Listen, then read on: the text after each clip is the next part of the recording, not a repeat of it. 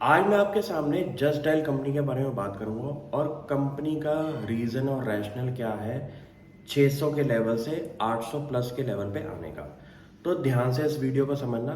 क्योंकि इस वीडियो से आपको ये पता चलेगा एक बिजनेस टर्न अराउंड क्या होता है और ऐसे केस में कैसी कंपनीज को आपको आइडेंटिफाई करना है। तो इस वीडियो को स्टार्ट करते हैं और ध्यान से इसको सुनिए। जैसे कि कंपनी की आपने पिछले साल की पूरी ट्रांजैक्शंस चेक करी होंगी, Q1, Q2, Q3, Q4। तो उसके अंदर कंपनी ने बहुत बड़े बड़े चेंजेस करे थे, जिसकी वजह से उन चेंजेस का इफेक्ट अब आज Q1 के क्वार्टर में आ रहा है, जो कि लेटेस्ट हमारा क्वार्टर है। नंबर वन चेंज था कंपनी की कोर बोर्ड ऑफ डायरेक्टर्स की जो टीम थी, उसके अंदर सबसे बड़ा चेंज कि रिलायंस इंडस्ट्रीज ने जब इस कंपनी को खरीदा तो उन्होंने अपने सीनियर मैनेजमेंट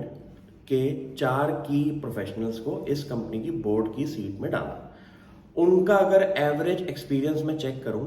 इंडस्ट्री का और एक्सपीरियंस इन रिलायंस इंडस्ट्री,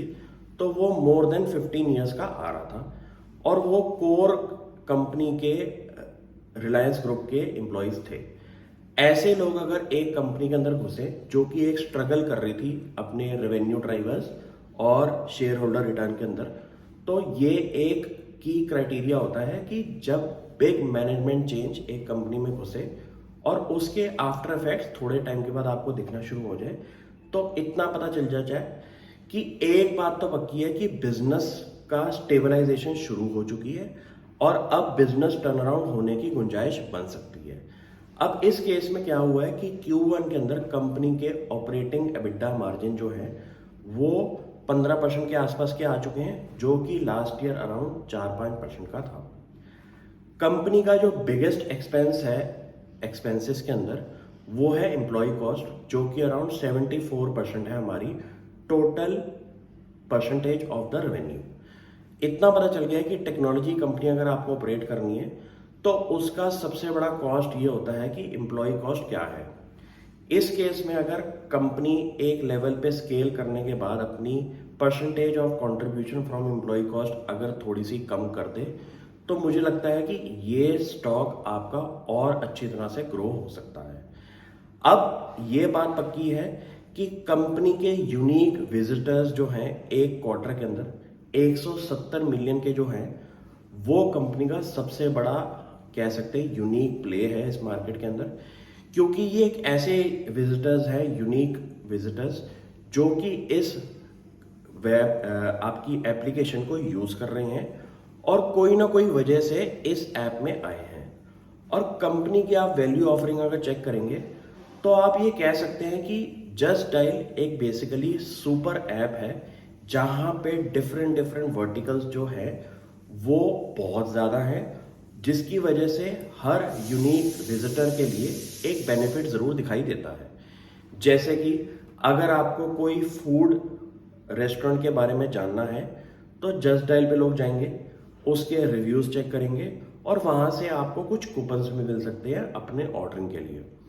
आपको अगर टिकट बुकिंग करनी है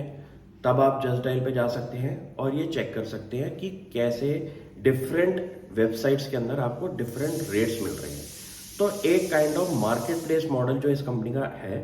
उसमें एक विजिटर को एक ऐसी ऑफरिंग मिल रही है कि उसको डिफरेंट वेबसाइट्स पे जाने की जरूरत नहीं है। एक ही वेबसाइट पे 4-5 डिफरेंट वेबसाइट्स के रेट्स आ रहे हैं आपके टिकट बुकिंग के। तो आप एक कस्टमर पॉइंट ऑफ व्यू से अगर चेक करेंगे तो इतना आपको पता चल जाएगा कि अगर कोई बंदा जस्ट डायल पे जा रहा है तो उसको जो वैल्यू एडेड सर्विसेज मिल रही है कंपैरिजन के मामले में, वो काफ़ी बढ़िया है। जैसे कि प्लस आप एक लॉजिस्टिक सर्विसेज यूज करना चाहते हैं, सपोज आपका कोई D2C ब्रांड है और आपने एक छोटे लेवल पे काम शुरू किया है और आपको डिफरेंट डिफरेंट सिटीज के अंदर अपने पार्सल सेंड करने हैं, तो इस कंपनी के ऐप से आपको डिफरेंट डिफरेंट लॉजिस्टिक सर्विसेज के प्राइजेस आपको मिल जाएंगे, जिसमें से आप पिक एंड चूज कर सकते हैं। तो आप ये सोचिए कि जो भी कंपनी का वर्टिकल है उसके अंदर उन्होंने जो की फोकस रखा हुआ है वो है हमारे कस्टमर्स का, और कस्टमर्स को डिफरेंट मार्केट प्लेस की सर्विसेज जो मिल रही हैं उसकी वजह से यहाँ पे यूनिक कस्टमर्स आ रहे हैं हर क्वार्टर पे। कंपनी का मुझे लगता है एडवर्टाइजिंग रेवेन्यू जो है बहुत बड़ा ट्रिगर हो सकता है रेवेन्यू ड्राइवर का, और इस पे कंपनी बहुत तेजी से काम कर रही है। कंपनी के पेड कैंपेन्स जो हैं वो अराउंड 5,48,000 है, जिसमें मुझे लगता है कि बहुत बड़ी ग्रोथ की गुंजाइश है। और ऐसे स्टॉक्स में जो कि टेक्नोलॉजी ओरिएंटेड होते हैं, उनका अगर टेक जो है वो कस्टमर्स को समझ में आ जाए एज अ यूजर इंटरफेस, तो ऐसे बिजनेसेस के अंदर बहुत ज़्यादा ग्रोथ का मोमेंटम रहता है।